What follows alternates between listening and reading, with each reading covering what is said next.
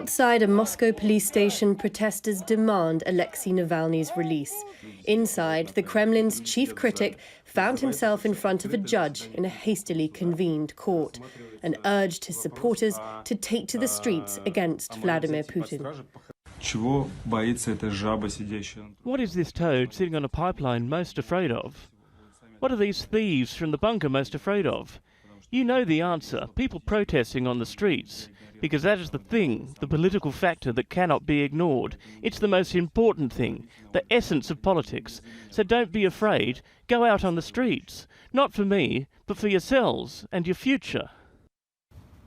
Navalny was detained on arrival from Berlin on Sunday, arrested for breaking parole on a suspended sentence.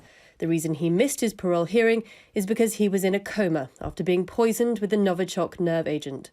Doctors say he should still be resting and recovering from the attack, which many countries believe was sanctioned by the Kremlin. Outside the police station, his lawyers and journalists were denied entry into the impromptu court. I do not understand why the hearing is taking place at a police station. Why was no one informed or notified? I have seen a lot of times the mockery of justice, but it looks like the old man in his bunker is so scared of everything that the criminal procedures codes have been blatantly torn up and thrown out. What's happening here is just impossible. This is the highest degree of lawlessness. Germany, the UK and the US have all demanded his immediate release.